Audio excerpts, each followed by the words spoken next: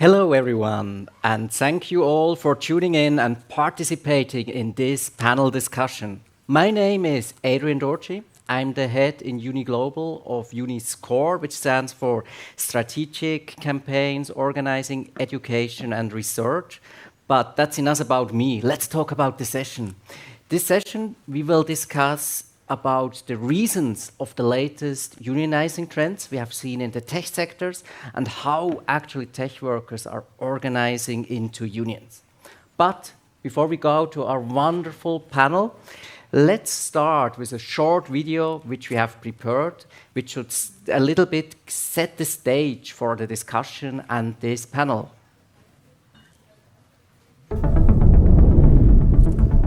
There is this misconception that tech is very glamorous and that employees are very well taken care of. They may have better pay sometimes, not all of them. But in reality, tech is just like every other industry. The employee's well-being is never really the main concern. You work very, very hard. You have a lot of motivation to work hard. You work on very exciting projects, and you end up working too much. Big tech companies frequently give workers lots of positive surface level things, but at the end of the day, Google doesn't give workers much of a voice.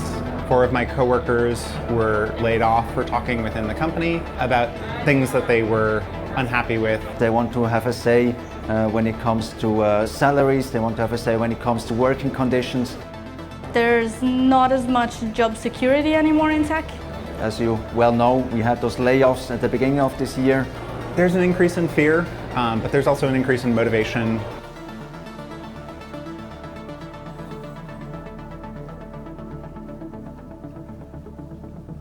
It's also about ethical questions. What are we allowed to do? What can we work on? Where can we say, stop, I don't want to work on this topic, I don't want to work on this project? They, as part of that company, have an opportunity, have the ability to influence that company's behavior, but the only way to do that is by forming a union and through the collective bargaining process. It's important to work together because you're stronger together, and therefore it is important to form a union and to join the union so that you can improve your working conditions and stand for yourselves. Unions are the opportunity, the only guaranteed way to make sure that you have a voice in the process.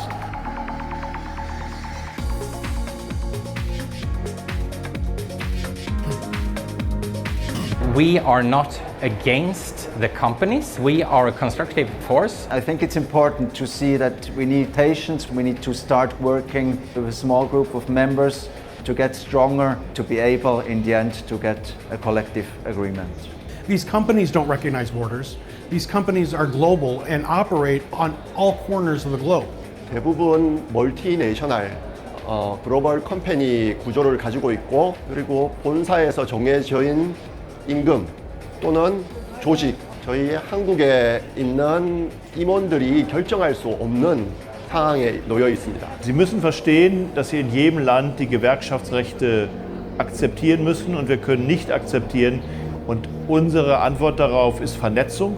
Vernetzung, um Stärke aufzubauen, um Gemeinsamkeit zu leben. And so the workers need to step outside of their borders, and that's the only way that we're going to be able to rise together. To act ourselves, not to wait for someone. To start now from day one to unionize, to connect.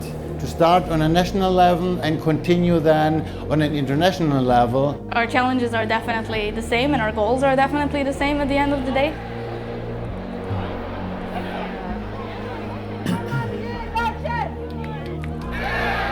So we have a fight on our hands and we're going to be ready one more time. Are we ready to fight?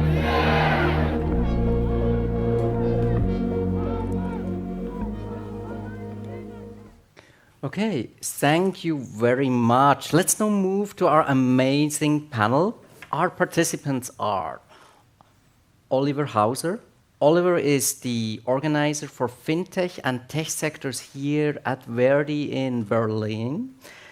Then we have Phoebe Schmidt. Phoebe is the vice chair of the Works Council in the tech company Contentful, and she works here in the wonderful city of Berlin, if I understood it right. Yep. And finally, we have Florentin Iancu. Yes, almost got it right. We always try to train that. And Florentin is the president of the IT and Tech Workers Union SITT in Romania. Let's go to our first question to the panel, and which is basically, let's exchange a little bit, have a quick look about the current trends of unionizing, how it actually started, and what is moving at the moment in your countries, in Germany, in your company, Contentful, or in Romania. So when and why did tech workers start to organize?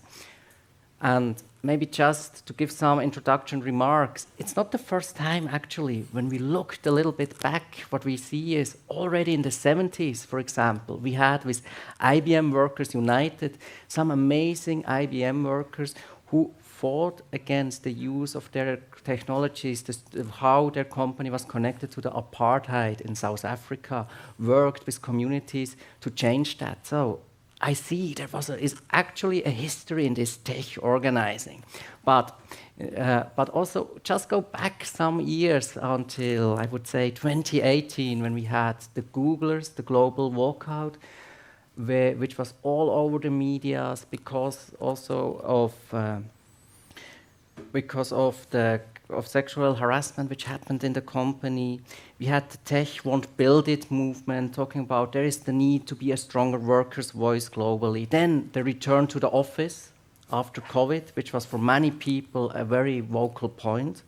But this year specifically, we had layoffs, which also changed a lot in the dynamic of how people unionized, organized, wanted a voice at their workplace to change things for the good. And I would say, from a global perspective, what we have seen is a shift a little bit, that in the past, often the companies were seen as good companies, they will take care of us, what the companies are built is for the common good. And that has changed, is a bit the impression which I have at a global level. Maybe we will hear more also from our participants, that today it's more shareholder driven. Also, and that's what the workers also feel, the tech workers. And the response to that is also unionizing. But enough from me. Let's go to Oliver. Oliver, tell us about Germany. Yeah. In general, everything you said globally is also something we can see here, obviously. But I would go for two different things. The more classical IT industry, like IBM, as you mentioned, SAP, they also have an increasing activities in unionizing. That's the good thing. But also in tech, like the modern tech companies have raising unionizing with a slightly different legislation in Germany than many other countries because we have works councils here. So the first step of organizing in most cases is founding a works council or trying to win works council elections as union members. This is the first step. And then, of course, unionizing in a union is the second step. That also happens slowly. But we see a lot of raising numbers in works councils. So like more and more works councils, which had a kind of bad reputation in the last years. This also shifts now, luckily. And we see increasing numbers in works councils. So like in tech companies like SoundCloud, Spotify, pretty recently yesterday, Shopify in Berlin, Contentful a while ago. That's the situation in Germany, I would say. Okay, maybe you can tell us firsthand how it was to organize and when you started and why. Yeah, sure. So I'm the vice chair. I'm a software developer and the vice chair of the Works Council at Contentful. We're a business-to-business content management software company with about 800 employees worldwide and about 380 in Germany, and 350 of those are in Berlin. Our Works Council was elected last July, so we're a little more than a year old, but the effort to form that Works Council started even a year before that, probably March, April 2021. And we started by forming a Telegram group of kind of interested people that had talked about Works Councils on a personal level, and found out pretty quickly this was not quite the right group of people to make this happen. What we ended up with was a group of employees that had been around for a long time that wanted a works council but didn't have any energy or time to actually make it happen. So I nearly gave up at that point, but instead what I did was sign up for 2 trainings, one with Uni Global and one with Jane McAlevey, Organizing for Power. And these trainings are about unionizing, but we tried to use these skills that we learned to form a works council. And yeah, so that started around November 2021. In March 2022, we kicked off the process, and our council was elected in July. And it was a big success. We're a 9-person work council, and everyone is worker aligned, worker friendly. And what's also important in tech is that works council tenures are 4 years long. But in tech, there's a lot of high turnover. It's pretty rare that someone would stay at the company for more than 1 or 2 years. So we wanted to have a super long list of alternates so that hopefully this council could survive for up to its full 4 years. And we were elected with 21 substitutes. 1 year later, we now are down to 13 substitutes. But that's a big success for a works council election. 2 more things I want to mention to this question. The first is that the return to office policy was the issue that got me interested. Mid-pandemic, my partner also worked at a tech company that had a works council already. Contentful did not have one. And both companies were introducing return to office policies. And both were asking for feedback. But the difference was, at his company, they couldn't actually move forward implementing the policy until the works council agreed. But at my company, they just pretended to ask for feedback and continued to do whatever they wanted. And for me, this was the aha moment where I thought, this is such a cool, important worker protection. Everyone should have one. We have to form one at Contentful. So we did. The last thing I want to mention is that we have quite low union density, unfortunately, I think around 1.5%. But with the 1-year-old works council, I think there's a lot more consciousness of collective power and of workers' rights topics at Contentful, and we're beginning, with the help of Oliver and ver.di, a push to try and get those numbers higher. But we're at the beginning of that journey. Thank you very much for your story. Yeah, let's applause for it. Florentin, you have the floor. Thank you. Well, in Romania, and especially with SITT, is a bit of a, I'd say, different story, more or less. So our union counts today about 9,000 members. We started back in 2009. Actually, listening to you, Adrian, I realized that we've managed to turn a spontaneous movement, which was caused by a big transfer of activity from former company Alcatel-Lucent to a different company, and we've managed to transform that into what it is today, SITT. Back then, we wouldn't have imagined we could go all the way. Now, these dynamics within the sector, mergers, acquisitions, all of that has pushed us right from the beginning to move to different companies as well, because obviously, as Alcatel has sold part of the activity to a different company, we went to that company as well, trying to unionize through our former colleagues. And when they've sold another part of the company, we went to the other company as well, which is Accenture. So we unionized through that as well. Now, happily, 2016, we've met Uni Global, and together we've pushed for an accelerated organizing model within the sector.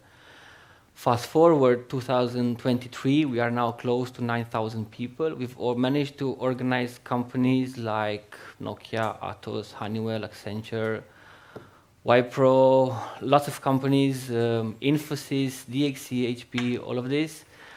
And our collective agreements cover 10,000 plus tech workers, support workers, outsourcing workers, because a bit of a gray line between of these activities.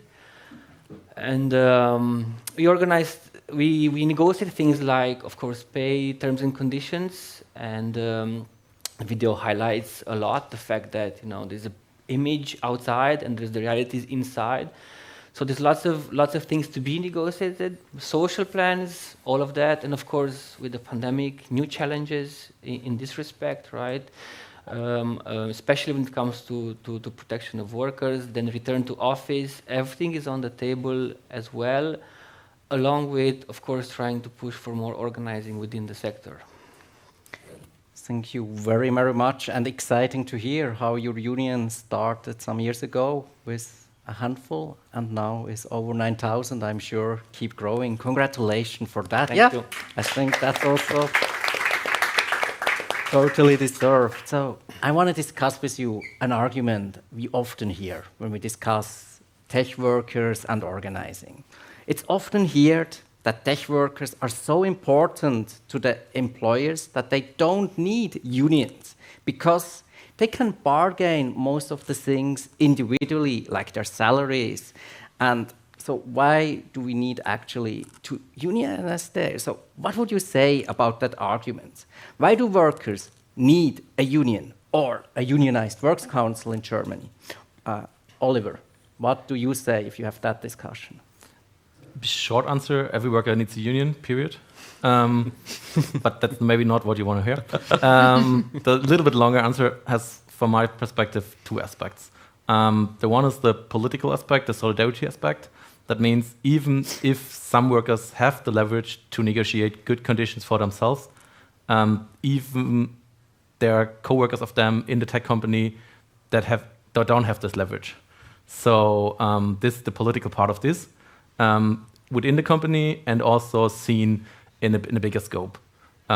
So in a union, there is a transfer of money from the parts of the industries that have a lot of money, that have good collective bargaining agreements, to parts of sectors that don't have this. So this is the solidarity aspect, I think. That's one argument why people should join a union. And the other one is a pretty practical one. Even if you have the leverage to negotiate stuff alone, it will still be better collectively.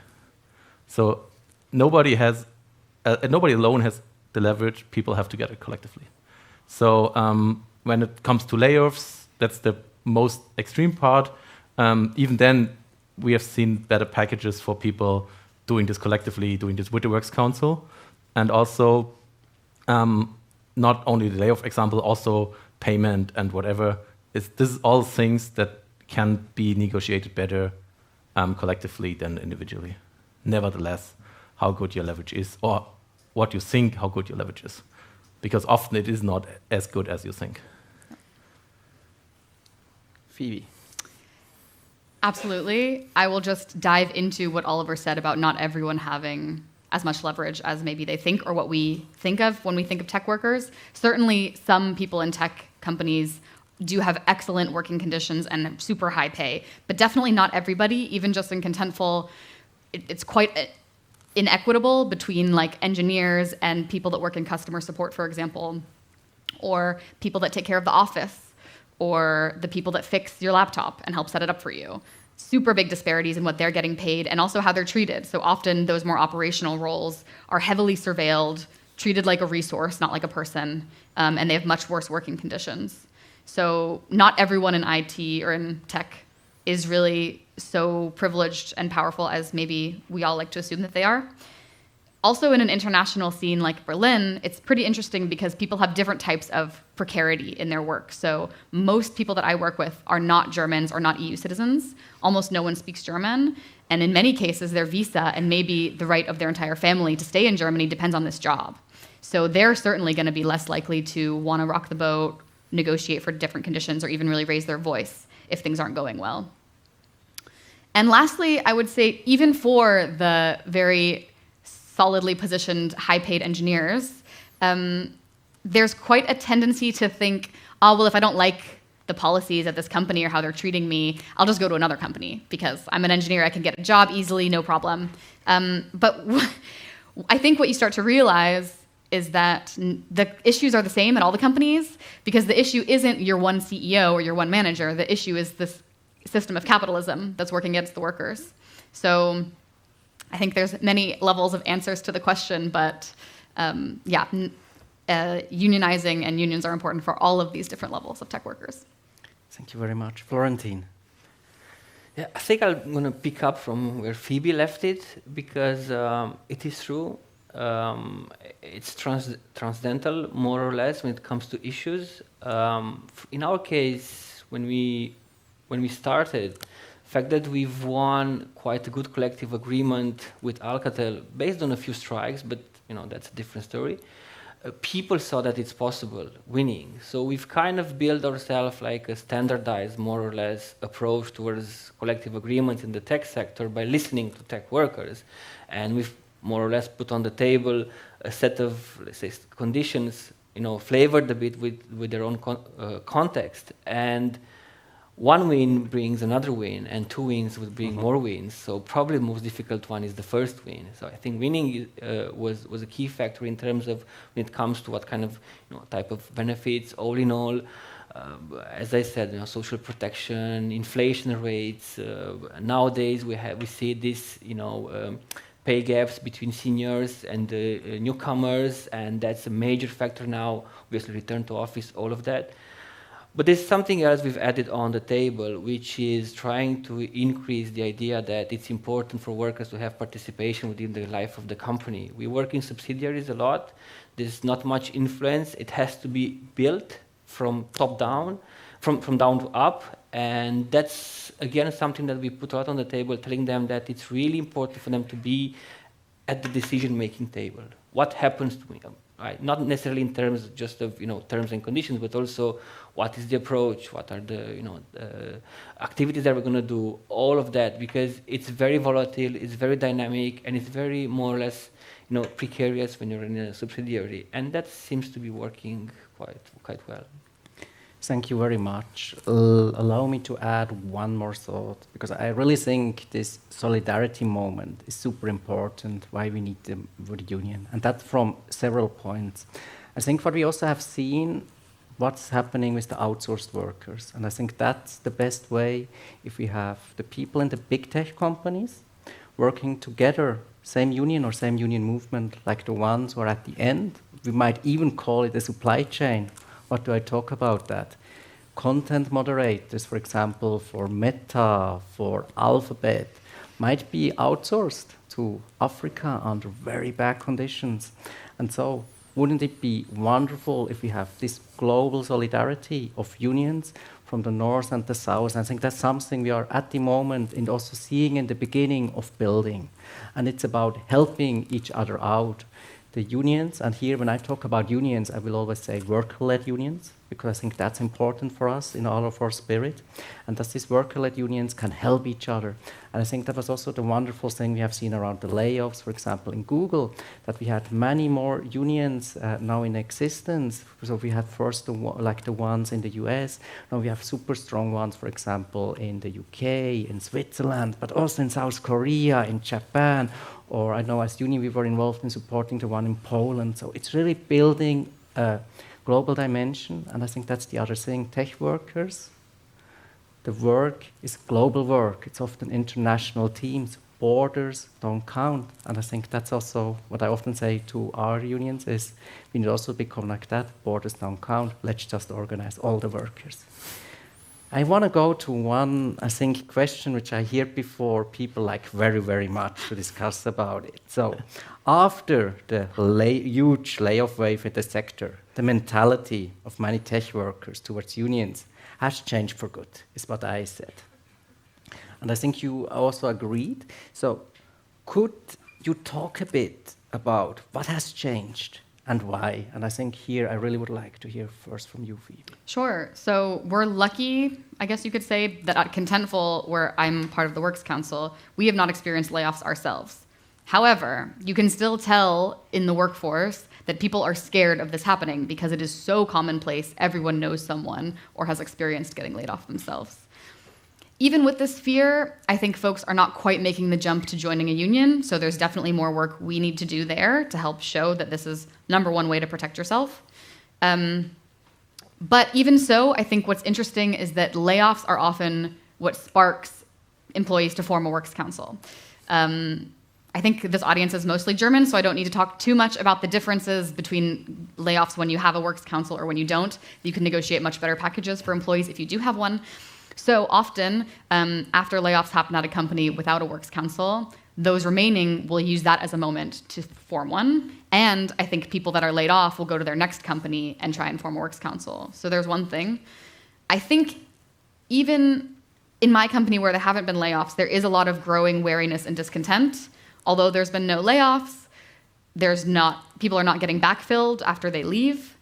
All the teams are overworked and everyone is asked to do more with less. And no one is getting rewarded. So there's not promotions, there's not raises, and people are starting to really get upset that they're working so much harder and being asked to sort of fill this gap without any sort of reward. And so I think this is an interesting moment with all the layoffs because people are realizing, oh, this isn't just 1 month or 6 months that I'm being asked to step up like this. It's going to continue to feel like this, where I'm asked to do more with less, and the companies are going to profit, and I'm going to keep staying here without my raise, or maybe even getting laid off next month.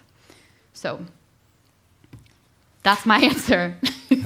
Thank you very much. Florentin.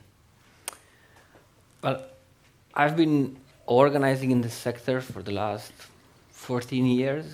I'd say that in the last few years, we've seen, as we've called it, like a tectonical shift in mentality of the tech workers.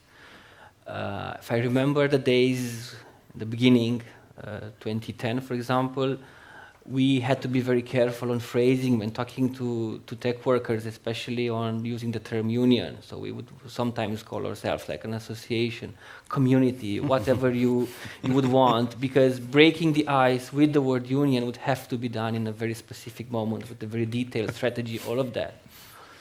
You don't see that nowadays. Nowadays, it's safe and it's comfortable to talk about that. So it's an icebreaker that for us it's really, really important and has been an important factor for the growth we had in the last year. Now it's tech workers are used to this. Tech workers are listening, and it's more about what can we achieve together. What can we do together? What are the issues that we want to tackle? All of that, which makes the conversation much more easier. And obviously, this won't necessarily bring everyone to the union, but all in all, I think we are on the right premises for that. And with the proper tools, with the proper approach, I think what has been happening around in the last years will help a lot push for more organizing in the sector, as clearly it's needed, right?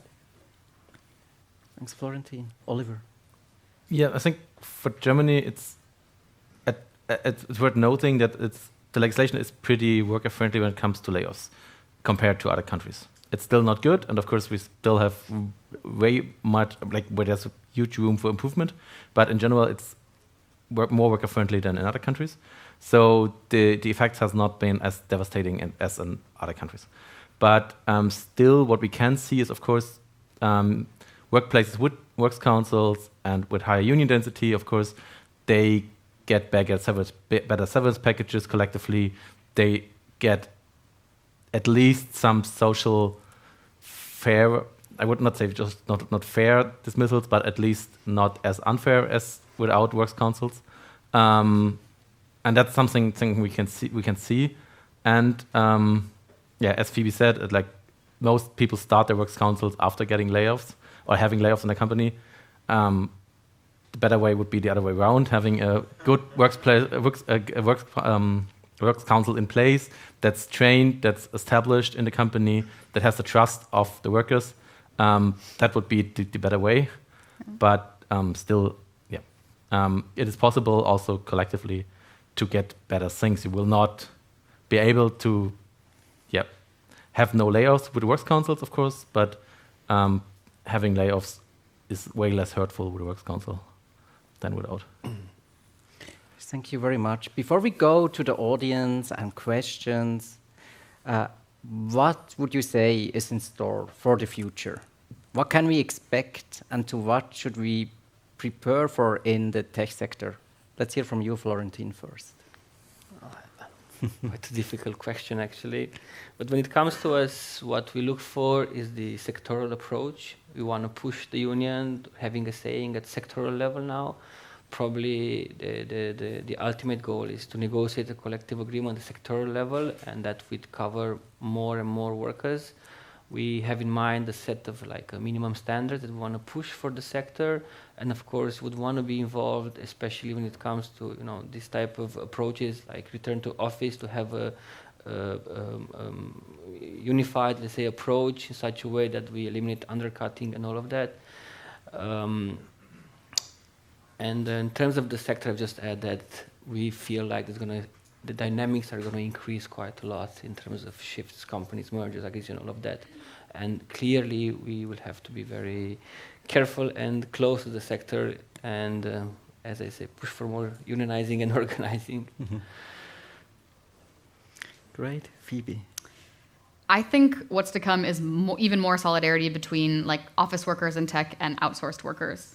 So my favorite example is HelloFresh. It's a tech company. They have a big tech office in Berlin. They deliver these food boxes, and they've started doing a lot of worker activism and forming a works council after some of their Berlin office workers were starting to talk about solidarity for warehouse workers in the United States that were doing union drives in 2 warehouses there.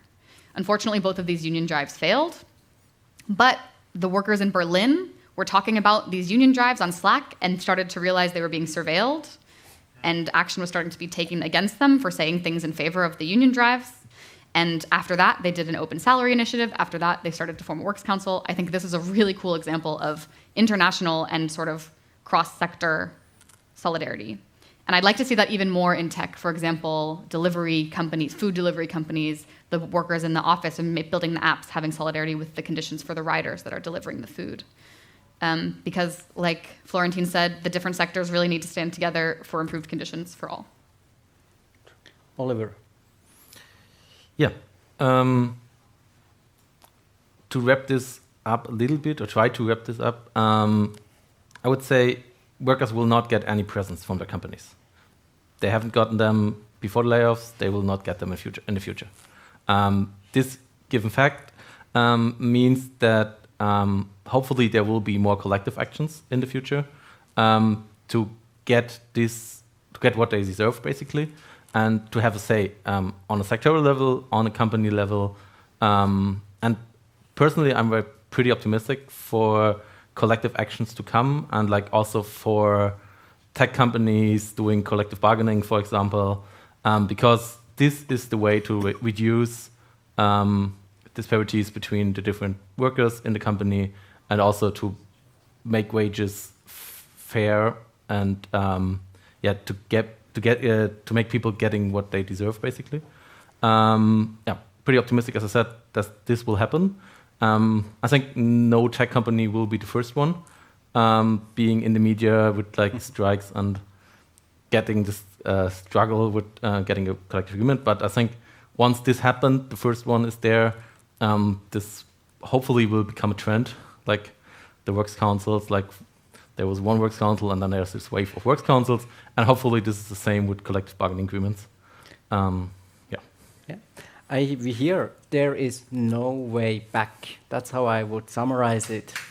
The tech sector will be organized by the workers with the help of the worker-led unions, and I'm sure this will also be important for many other issues. For example, I hear that solidarity is an important issue, and I think that also makes it from a societal perspective very interesting, because I remember in Czechia some of the first IT unions were formed just last year around the issue of the environment, just transition.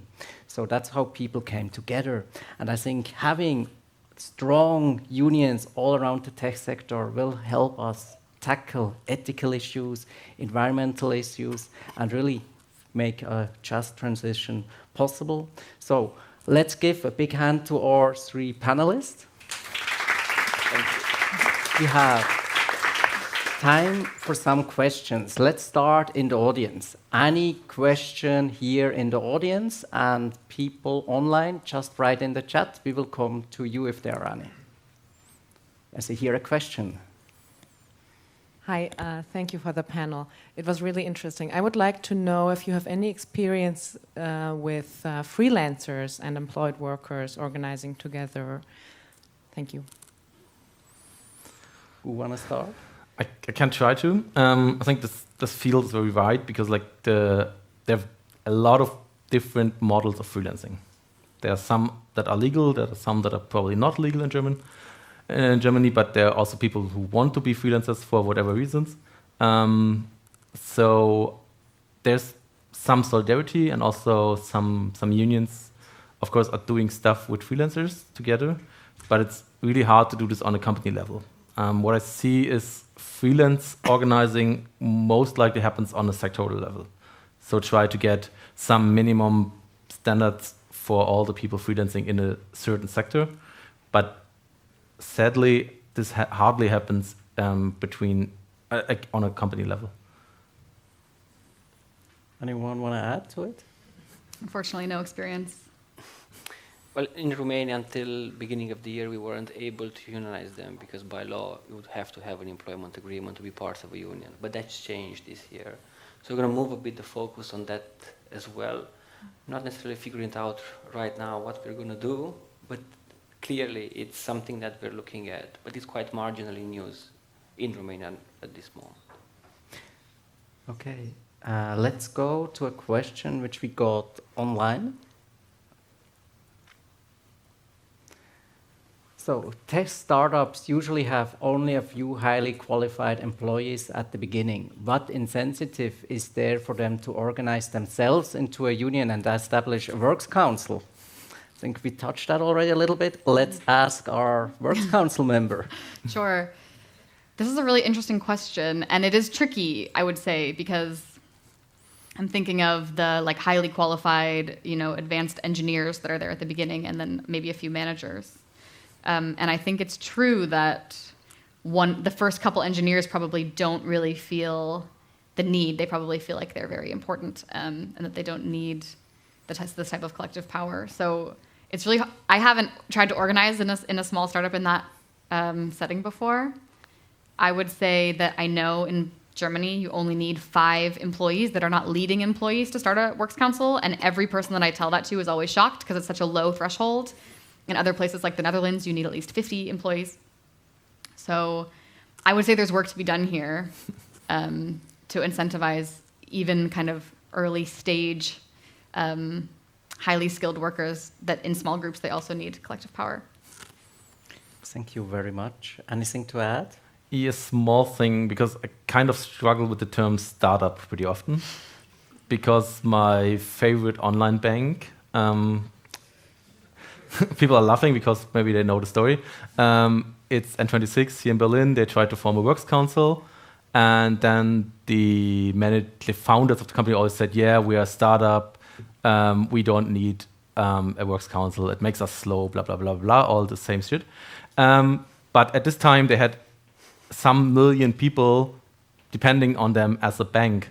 And I was like, you're not a startup, you're like a bank. People depend on your bank, on their bank account. Like they're paying their rent, they get their money from their employer, all this stuff. So like, you're not a startup anymore. Stop this story. It's like just not true. And this is what I hear pretty often with startups. Like many companies, even if they're growing and even if they're like venture capital funded, they are not startups anymore. This is a story that is just not true. That's why I'm struggling with the term startup. And I would like to add to this question, maybe it's really pending what issues people would like to tackle. As I said, maybe it's about the ethical use of AI. And that's something you cannot deal alone. So it might be good being in a big union movement who talks about that. Or maybe it's some different issues. It might not be the pay always, the salary. It might be different. And that's what I think what we need to focus on. It's like the issues, might they be societal, might they be ethical, or might there be something different? And find out to form and use then our tools as the Works Council, the unions to achieve that in the enterprise, in the startup, maybe a real startup, maybe not, but also at sectoral and level of whole society. So, shall we go to the second online question? Fighting mass layoffs requires resources. Layoff economy also means fewer union members and less income from union members. How do we resist scarcity logic? Who want to start with that? I can try to, because I think this is also a pretty complex question. Try to answer this shortly. Like, of course, fighting layoffs needs resources. Yes, that's completely true. But that's one thing, luckily, unions still have often. They have resources. We have resources, especially like the big unions. So I think that's also something we can provide. So and that's also I think one of the benefits of big unions is having resources, being able to provide this to members, of course. Maybe we may be slower in certain things than smaller unions and smaller organizations, but we are able to provide these resources. And I'm still optimistic that we can do this in the future too, because union membership is rising again in Germany. This has been the other way around for a long time, and now this changed. And I think that's good news, and that's why I'm pretty optimistic that we will have these resources to fight this also in the future. Yeah, I would also agree. I think that's a reason actually why we need the unions, because together we have the resources which we wouldn't have alone, and especially not when there are layoffs in a company. I also think it's about having the expertise as a union, because unfortunately unions have experience with layoffs, with agreements about layoffs, minimizing them. And also, I think one really interesting fact is often in the tech sector at the moment, the layoffs, because it was often ununionized sector, rather led to more union members. Sometimes people who have seen, okay, it could be me next, or oh yes, we are also just normal employees, we are not protected forever, started joining the unions.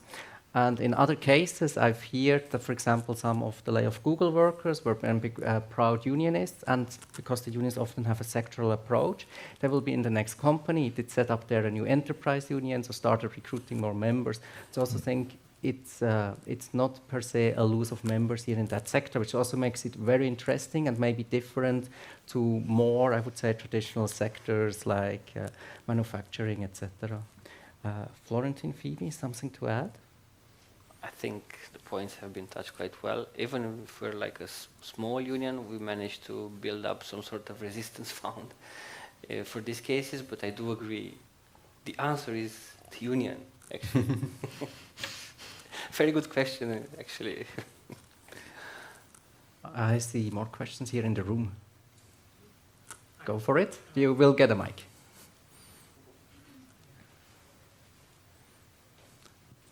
Thank you all. I have a question. I would like to know if you see a difference between organizing in the traditional tech sector, like, for instance, Telecom here in Germany, and what we now call tech companies, platform companies, big tech companies. You want to start? Everyone's looking at me. I worked at Deutsche Telekom a while ago, before I started working for ver.di. Yeah, I think historically, that like often you have structures in place in companies like Deutsche Telekom. So like it's pretty normal to join a union. It's pretty normal that like there's like union merge in the offices. It's pretty normal that there's someone from the union at the works meeting. It's pretty normal that there's collective bargaining. All this is pretty standard union business, let's call it. And this is, of course, something that is not the case in the tech companies, so like the startups or the faster growing companies. And often, of course, in the classical tech sector, people are from Germany, they speak German, they know their rights, not as much as they should maybe, but they know at least some basic rights. And that's something we see in tech companies is with the international workforce, in some cases even managers and HR does not know the rules. But in other cases, they definitely just make use of workers not knowing their rights. They just know that like it's hard to find resources in English. Not all the laws are translated to English even. So this is the biggest difference, I would say. Florentin?